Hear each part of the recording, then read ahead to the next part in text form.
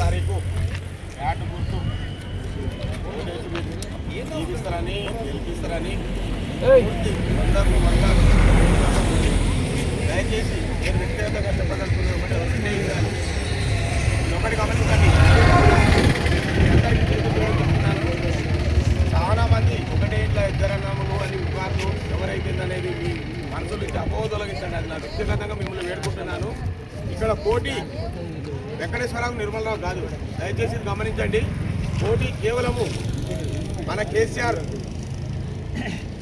తెలంగాణ తెచ్చిన మన కేసీఆర్ పార్టీకి, టీఆర్ఎస్ పార్టీకి, కాంగ్రెస్ పార్టీకి మధ్యనే పోటీ.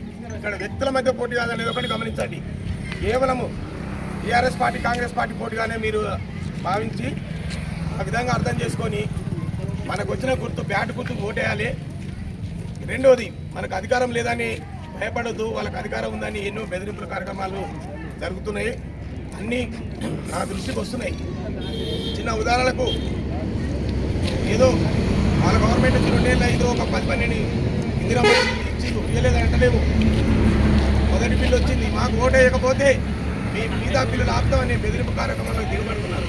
ఎప్పుడైనా మీరు గుర్తుపెట్టుకోండి, ఒక పార్టీ మేము గెలుస్తానే నమ్మకం కోల్పోయినప్పుడే బెదిరింపు కార్యక్రమం పాల్పడుతుంది.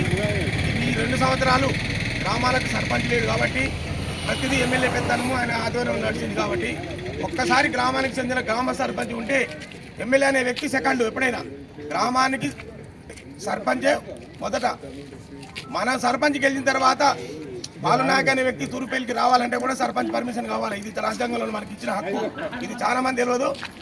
ఏ బిల్లులు ఎవరు ఆపరు, మన సర్పంచ్ ఉన్న డిపార్ట్మెంట్తో కొట్లాడైనా బిల్లులు వస్తాయి. అటువంటి బెదిరింపులకు, పుకార్లకు మీరు ఎవ్వరు భయపడొద్దు. రెండోది, పింఛన్లు ఆపుతామని, రేషన్ కార్డులు ఆపుతామని ఒక్కొక్క ఆయన బెదిరిస్తుడు. మేము రేషన్ కార్డు ఇస్తే నువ్వు టీఆర్ఎస్ కండా ఎట్లా అంటే ఛాలెంజ్ చేస్తున్నారు. ఈ తాను రికార్డు మా దగ్గర ఉంది, ఎవరి పేర్లు నేను బహిర్గతం చేయను. నేను ఇప్పుడు ఆ ఓపెన్ ఛాలెంజ్ చేస్తున్నా. ఈ గులాబీ కండా ఇంతమంది కప్పుకొని ఊరూరు ఇరుతుడు, వాళ్ళకే దమ్ముంటే కాంగ్రెస్ కండా కప్పుకొని ప్రచారం చేయమనండి. నిన్న ప్రచారం చేసిరు, ఎక్కడా కాంగ్రెస్ పార్టీ కండా లేదు. ఎందుకు లేదు కాంగ్రెస్ తెలంగాణ?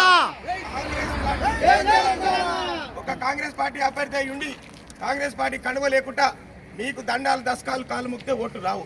కాంగ్రెస్ పార్టీ కండువ ఉంటే ఇవాళ రైతులు గల్లబట్టి నిలుస్తున్నారు. మన కేసీఆర్ ఉన్నప్పుడు టెన్షన్గా, ఇప్పుడు యాసంగి సీజన్ వచ్చింది, యూరియా బస్తా లేదు. నిన్న మన యూరియా బస్తాలు ఒక్క కాంగ్రెస్ నాయకుడు వచ్చి ఒక రైతు యూరియా బస్తా ఇప్పేలే. నేను అప్పుడు నాకు పదవి లేదు, సర్పంచ్లో పోటీ చేసి అనుకోలేదు, జనరల్ అనుకోలేదు. ఇదే ఈ సెటిల్ కాడ మాట్లాడే కారణం ఏంటంటే ఈ 2 సెటిల్ కారణాలని వ్యాపారస్తులతో కొట్లాడి ఆ శక్తి మేరకు ఒక్కొక్క లోడు యూరియా ఇప్పించిన ఈరోజు తీసుకున్న రైతులు కూడా ఉన్నారు. దయచేసి కాంగ్రెస్ అనే మదిలోకి వచ్చినప్పుడు యూరియాని గుర్తు తెచ్చుకోండి. 2 సంవత్సరాల గవర్నమెంట్ల ఓటు కోసం ఒకటేసారి ఇచ్చారు. ఇప్పుడు ఓట్లకు కూడా రైతు బంధు ఇస్తలేడు. ఇక రైతు బంధులు మర్చిపోవాలి. ఒకవేళ వాళ్ళ ఆగడాలు వాళ్ళకు 1 సంవత్సరంన్నరనే ఉంటాయి. ఆల్రెడీ 2 సంవత్సరాల పుణ్యకాలం గడిచిపోయింది మోసాలతోని. ఈసారి జమిలీ ఎన్నికలు వచ్చి ఎన్నికలు వస్తాయి. మళ్ళీ మన కేసీఆర్ ముఖ్యమంత్రి అవుతాడు, రవీంద్ర కుమార్ ఎమ్మెల్యే అవుతాడు. రేపు బొడ్డుపల్లి టీఆర్ఎస్ పార్టీకి గెలిచే అభ్యర్థి రవీంద్ర కుమార్ ఎమ్మెల్యే కావడానికి మొదటి పెట్టు. బొడ్డుపల్లిలో టీఆర్ఎస్ సర్పంచ్ లేకపోతే భవిష్యత్తు రవీంద్ర కుమార్ కూడా మనం చిన్నతనం చేసినట్టు అవుతుంది. ఎందుకంటే కేసీఆర్ ఎట్లా రవీంద్ర కుమార్ దేవుడు కూడా ఎమ్మెల్యే పంపిస్తున్నాడు, రవీంద్ర కుమార్ కూడా మా అన్ని వర్గాలతో ఆలోచించి ఉన్నాననే ఆయన హామీతోని నేను ఎన్నికల బరిలో నిలిచిన. వాళ్ళు ఎన్ని పుకార్లు చెప్పినా, ఏది చెప్పినా దయచేసి మీరు నమ్మొద్దు. నాకు ఇంకొక విషయము, మేమైతే ఊళ్ళోనే ఉంటాము, ఆయన హైదరాబాద్లో ఉంటాడు అని పుకార్లు రేపారు. ఆ వ్యక్తులే హైదరాబాద్లో ఉన్నా నా నుండి గెలిపించిన వ్యక్తులే, వాళ్ళు కొత్త లేం గారు. ఆ రోజు నేను హైదరాబాద్ లేనా, అప్పుడు హైదరాబాద్లో ఉండి కూడా పక్క ఊరు సర్పంచుల ముందు నేను ఊళ్ళో ఉండేది. అది మీరు అంతా కళ్ళతో చూసిరు. ఊళ్ళో ఏ చిన్న పంచాయతీ ఉన్నా, ఊళ్ళో ఉన్న పంచాయతీల కన్నా ముందే నేను ఇక్కడ ఉండేది ఆఫీసులో. నేను వచ్చినాకనే వాళ్ళు వచ్చేది. నాకు అటువంటి బాధ లేవు. నా పదవి అయిపోయిన 7 సంవత్సరాలకు కూడా ఏ దానికైనా వస్తున్నది.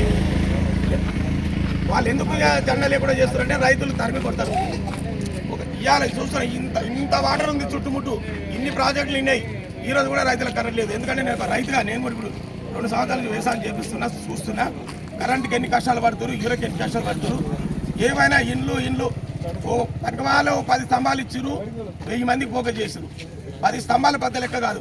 నేను సర్పంచ్ ఉన్నప్పుడు 48 ఇనుప స్తంభాలు కరెంటు షాక్ వస్తే స్తంభాలు వాటించి వైరు గురించి మనకు ప్రచారం ముఖ్యం కాదు, మనసులో మనకు గుర్తు ముఖ్యం. ఇంతకన్నా నేను ఎక్కువ చెప్పలేదు. అందరికి మరొకసారి కోరుకుంటున్నా, యాటు గుర్తు ఓటు గెలిపించింది. దయచేసి నన్ను గెలిపించడమే గొప్ప కాదు. తూర్పేలు గ్రామంలో 10కి 10 వార్డులు గెలిస్తేనే ఇక్కడ టీఆర్ఎస్ పార్టీ గెలిచినట్టు. ఏ ఒక్క వార్డు కూడా మిస్ కావద్దు. 10కి 10 గాడు వాళ్ళు ఒక్క వార్డు గెలిచినా ఓమే సర్పంచ్ కాదు ఎమ్మెల్యే గెలిచినందుకు ఫీల్ అవుతారు.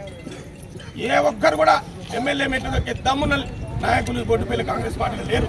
ఎంతసేపు పక్క ఊరు లీడరు, తొంగి సూపర్ లీడర్లు మద్దతు పోవాలి. నేనున్న ప్రజెంట్ ఆపోజిషన్ సర్పంచ్ అయినా ఉన్న ఎమ్మెల్యేను ఎదిరించి మాట్లాడే దమ్ము ధైర్యం నా కాడ ఉంది. ప్రతి ఆఫీసర్ మాట్లాడతా. ఇప్పుడు నాకు ప్రత్యేకత ఉన్న ఏ నాయకుడు ఒక పోలీస్ స్టేషన్ పోమనండి, ఒక ఎంఆర్ఎస్ మాట్లాడండి.